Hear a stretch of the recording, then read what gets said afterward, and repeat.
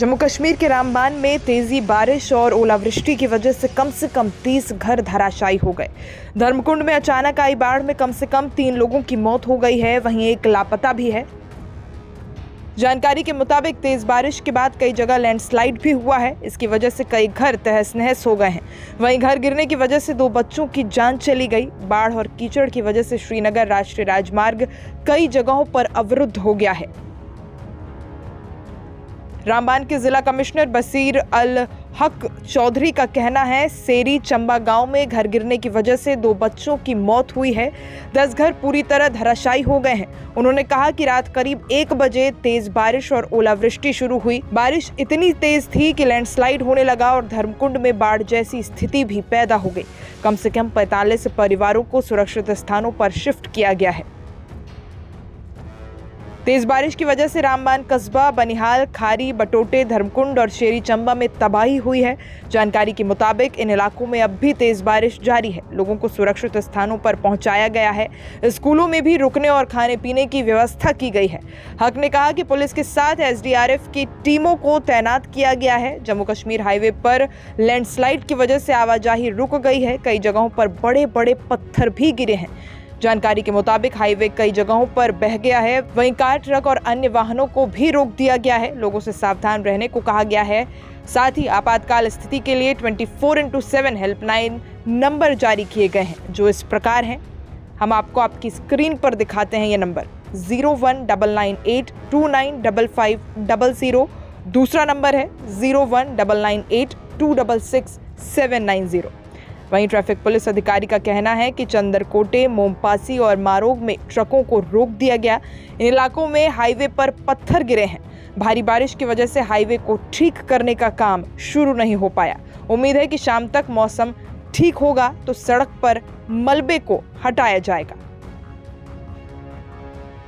जम्मू से श्रीनगर जा रहा था तो एक्चुअली रात को मैंने सोचा कि श्रीनगर जाना है, तो बारिश के कारण मैंने यहीं पे होटल ले लिया। मैंने सोचा रामन में होटल ले लेता हूँ, फिर आराम से सुबह उठूंगा। ये होटल उस्मान हमने रात को लिया यहाँ पे 10 बजे लिया रात को होटल। तो आराम से हम लोग सो रहे थे, तो ये घटना हुई रात को 3 बजे। बारिश वगैरह आई, शोर शराबा हुआ। तो जैसे मैं होटल के नीचे उतरा तो ऊपर से नीचे से पानी ऊपर की तरफ भर रहा था और नीचे वाला जो स्टाफ था वो निकल गया हुआ था और हम लोग सारे फंस गए हुए थे।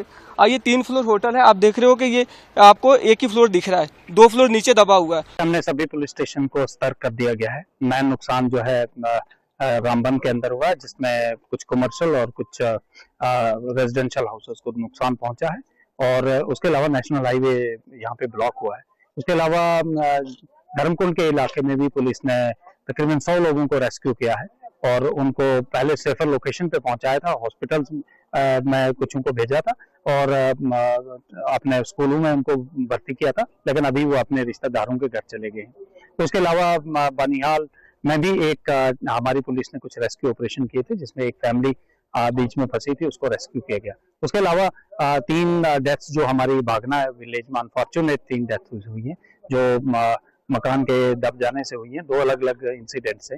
उसके अलावा नेशनल हाईवे के ऊपर भी हमारा रेस्क्यू ऑपरेशन अभी चल रहा है। ये देखा जा रहा है कि कहाँ पे नुकसान हो और किस टाइप से कार्रवाई करनी है।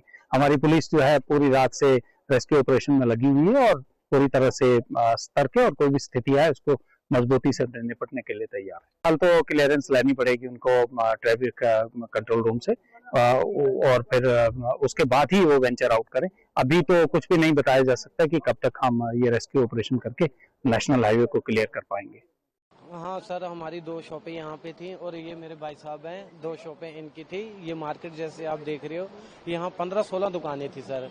जब हमें 4 बजे सुबह पता लगा कि ये मार्केट बह चुकी है, जब यहाँ पे आकर हमने देखा तो यहाँ पे सर कुछ भी नहीं हमें मिला।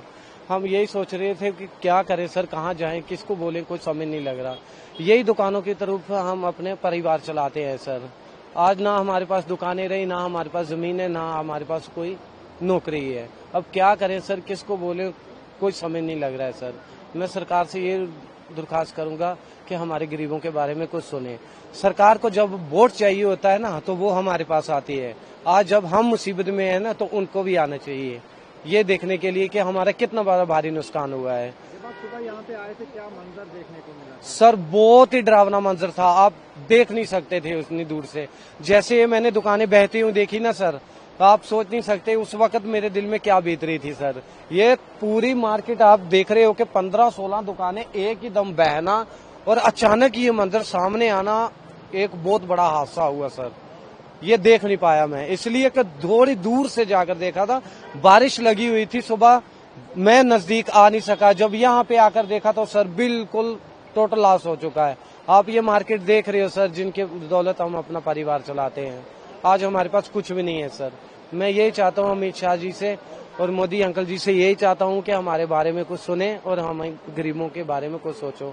हम लोन लेकर ये दुकानें शॉपें चलाते हैं सर, अब हमारा लोन माफ किया जाए। मैं यही दरख्वास्त करूंगा सर। वो पैसा कहाँ से उतारेंगे, हमारे पास देने के लिए कुछ नहीं बचा है। हम खुद बेरोजगार हो गए हैं सर।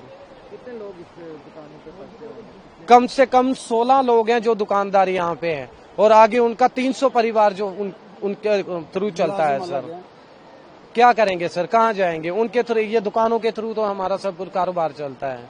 हमारी कोई नौकरी नहीं है, क्या है नहीं है सर, क्या करें, कहाँ जाएं, कोई समझ नहीं लग रही है सर। तो कब से आप फंसे हैं यहाँ पे? आज मान लो रात से लेके अभी तक।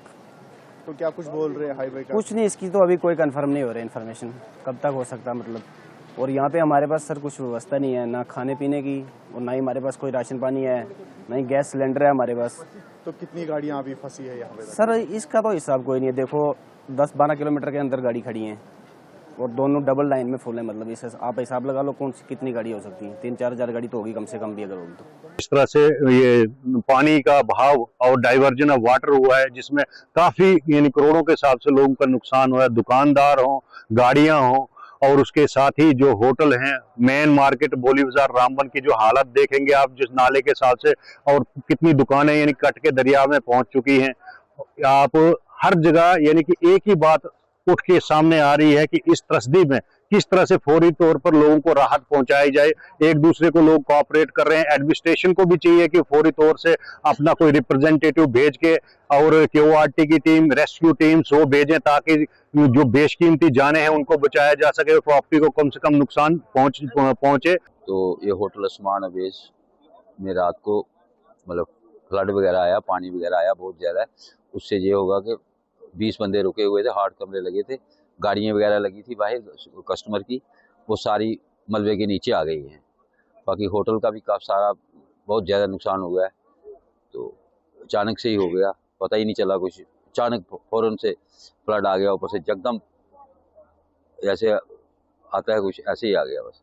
और ये पहली बार आपने रामबन में देखा इस तरह से? मैंने पहली बार ही देखा जी। यहाँ होटल 5 साल हो गया, होटल को पहली बार ही देखा जी।